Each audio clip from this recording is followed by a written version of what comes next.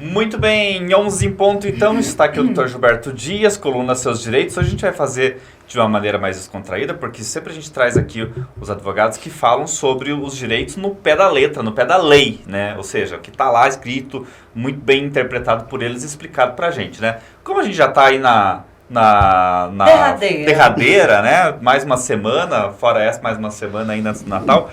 Vamos falar sobre um assunto mais descontraído hoje, que é festa de fim de ano. Como se comportar? Bom dia, doutor Gilberto. Seja bem-vindo. Bom dia, Ednei e Estela. Obrigado. Sempre um prazer estar com vocês.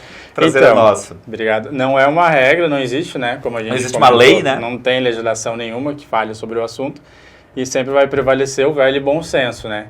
Mas tem alguns casos famosos, se a gente der uma pesquisada na internet, que servem de exemplos de como não se comportar em festas de finais de ano, que acabam ficando famosas na internet, né? E que não tem lei específica, mas uma lei pode ser infringida na festa de fim de ano, né? Isso, dentro da CLT. A gente falou, não vamos entrar muito na legislação, mas tem um artigo dentro da CLT que ele determina as causas, né, os motivos em que o empregador pode demitir o empregado. Assim como a gente já falou da rescisão direta, né, em que o empregado demite o empregador, o artigo anterior, 482, ele tem duas disposições, duas alíneas que falam de atos lesivos à honra. Então, mesmo nas festas de finais de ano, em que o empregado lá, no uso de bebida alcoólica, se exalte um pouco, se ele infringir essas duas alíneas do artigo, ele pode ter uma demissão por justa causa, que é algo que a gente não tem muita respaldo, jurisprudência, que não tem muita frequência de acontecimento, mas tem algumas jurisprudências já nesse sentido. Quer dizer, vai daí pro juiz decidir. Quer dizer, se eu tomar 2 copinhos, xingar o pequeno, eu não posso pôr a culpa no chopp, que eu não estava respondendo por mim naquele momento. Aí vai do bom advogado, né? Tudo... E se o advogado estiver na festa, ele pode me auxiliar nesse momento? Ele pode ser testemunha. Advogado, testemunha e participe no fato. Não, é muito tênue essa linha, né, entre o que é a simples confraternização, risada, brincadeiras e o que pode extrapolar a ofensa a outra pessoa. Então, é sempre bom e recomendável usar o bom senso, porque se a outra pessoa não está na mesma vibe, né, que você, ela pode se sentir ofendida. Acordou com os ovos virados, não tá, né? Porque a gente tem que lembrar que confraternização de final de ano, ela é uma extensão do que já aconteceu durante o ano, né? É uma clara para celebrar e tudo mais. Entretanto, a tua imagem que lá se perpetua dentro da festa é uma continuação da imagem que você já construiu ao longo do ano. Então, mesmo sendo algo extra, a jornada, né, principalmente se for sábado, domingo, não deixa de ser uma continuação da imagem que você já construiu dentro da empresa. Se você não construir uma imagem boa, fica tudo na mesma, né? Se você já sabe com o que estão lidando. Já sabe com o que estão lenhando, né? Não é uma coisa que... Mas eu tava pensando quando você estava falando ali sobre a questão da... Não existe empresa que tem o contrato de confidencialidade. Então, por exemplo, o funcionário vai lá na festa e começa a falar coisas segredas da empresa. Isso é quebra de contrato, né? E sim, isso é um dos principais motivos para justa causa. Quebra de confidencialidade, inclusive as questões de redes sociais. Então, fez stories lá falando mal de algum presente, que a gente costuma ver bastante na internet. Fez figurinha do coleguinha que tá se afogando com churrasco. Também pode dar alguma coisa, não patrão, pode? Ou tirou sarro do mimo que recebeu da empresa, que a gente vê bastante. A tua empresa te mima, e aí vem a figurinha de uma paçoquinha. Nossa, eu já fiz muito isso, de tirar sarro. Tem uma gelatina. A gente tava falando ontem. O que suco, os pacotes de sei quando é que vão tirar o que suco tão vagabundo, né? Aquele panetone que... Enfim, né? Aquele panetone seco que se jogar na parede quebra. Pois não é? Como é que é a marca daquele panetone? Tem uma marca de panetone que é muito ruim. Muito ruim. Que geralmente as empresas eu não vou falar porque nós vamos ser processados. Mas você sabe qual panetone a gente tá... É aquele que você vai comer, você se afoga se você não tiver um café do lado, mas eles dão a cidra pra você dar uma olhada no panetone, né? Um gosto de maçã podre.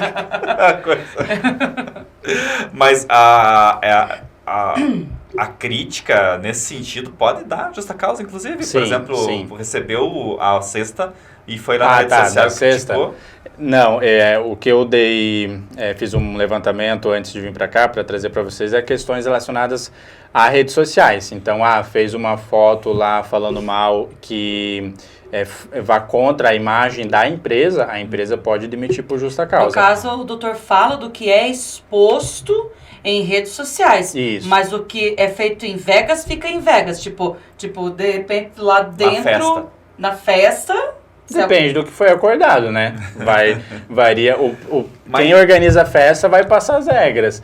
Agora, se quem organizou as festas concordar, aí não tem por que dar problemas entre as partes. Lembrando que quem organizou a festa, tudo que foi combinado não sai caro, né?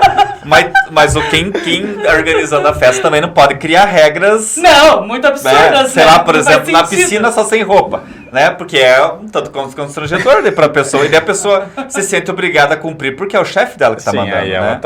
Quem organizar um tipo de regra dessa vai pedir um processo nas costas, com certeza, porque é né? constrangedor. Mas tinha o caso da dentista lá, foi matéria no Fantástico, não sei se o doutor viu, a matéria da dentista que fazia comentários totalmente esdrúxulos com os funcionários, de cunho sexual, e que eles se sentiam constrangidos e acabavam fazendo para não perder o emprego. Depois denunciaram ela foi processada e tudo mais, né? Levou uma bela de uma multa aí tem nas muita costas, coisa né? que a gente não vê, né? Mas que com certeza acontece. Mas o que vem à tona é o mais brando, né? O mais por baixo dos panos deve ter Pode muita acontecer coisa. isso. E se acontecer, por exemplo, da Estela não ir com a cara de um funcionário da empresa, né? Tô usando a Estela como exemplo, não? Que seja, e mete ela na cara mete uma bolacha na cara da piscina. Da Rose, por exemplo. Você vai lá e Coitada, resolve tirar satisfações com a Rose. A Rose é a nossa secretária do lar. E aí... Esse dá vias de fatos. Dá vias de fato. Isso é da justa causa? Tá. Olha! Por incrível que pareça, assim. Dá até expulsão da fazenda, né? Imagina que não vai dar uma justa causa. Porque é ato, como eu falei, fica dentro desse artigo lá da CLT, ato lesivo à honra, seja do outro funcionário ou de algum patrão, supervisor, né, alguém da hierarquia acima. Mas se a empresa achar que esse empregado ele infringiu essa regra, seja para um funcionário, para um colega, pode dar justa causa, sim. Nossa. E o xingamento também? Aí ofensa. é mais brando, né? Então, o que a jurisprudência aceita como mais veemência para deferir justa causa é agressão física e assédio sexual. Não, são as coisas mais complicadas, né? Mais extrapoladas. E tem um assédio moral também. O assédio moral, que daí fica um pouco mais difícil de comprovar, né? Mas aí, em confraternização, você vai ter bastante testemunha, né? Mas a agressão física é o principal fator, tem algumas jurisprudências nesse sentido. De empregado que bebeu muito, se exaltou, bateu em 2 na namorada, e aí a empresa demitiu por justa causa. Nossa. A pessoa ingressa com a ação pedindo reintegração, mas aí nasce no acordo, enfim, na decisão final, mantém-se a justa causa. Mesmo que ele, por exemplo, ele foi com a namorada, foi com a esposa, que não é uma funcionária, e brigou com ela, bateu nela, que daí a gente já está entrando na Maria da Penha, mas daí essa é a questão criminal, né? Mas na trabalhista também dá justa causa.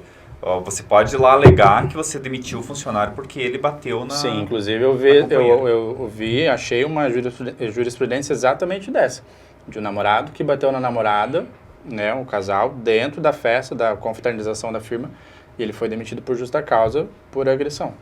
E daí não tem querer reaver na justiça, porque a probabilidade de ganho é quase nula.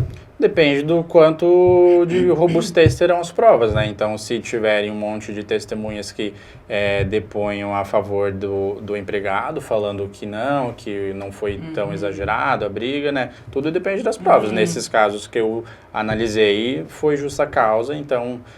não me aprofundei na questão das provas, mas, por exemplo, se eu tiver testemunhas confirmando a agressão, né, tiver fotos da pessoa ferida, então tudo depende da gravidade da situação.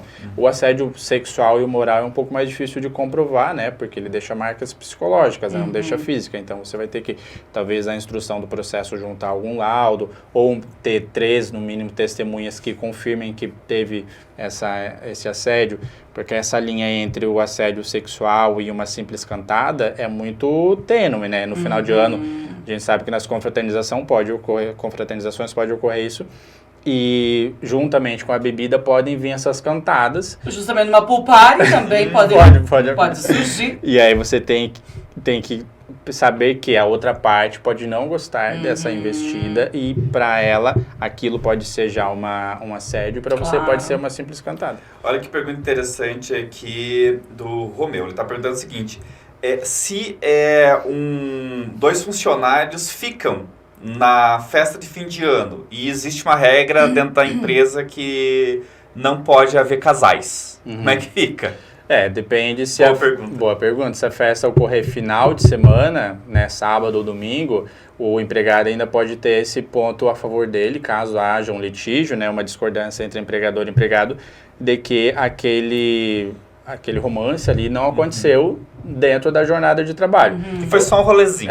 Agora se aconteceu se a festa de confraternização, por exemplo, ocorre no final do expediente de segunda a sexta, que normalmente as empresas fazem às vezes no dia de semana, né?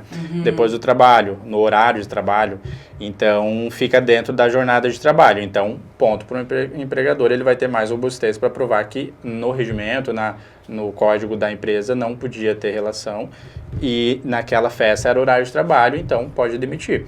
Mas agora, final de semana vai depender muito do entendimento da vara do trabalho, assim, pode variar de estado para estado. Quer dizer, basta o casal dizer que foi um episódio isolado dentro da festa e não que isso venha acontecer dentro da empresa de trabalho. Exato, Porque acho que a preocupação do empregador é essa, de que tenha um lesco-lesco, um enrosca-enrosca ali no meio do expediente. De segunda a sexta, né? exato. Que alguém vai lá tomar um cafezinho.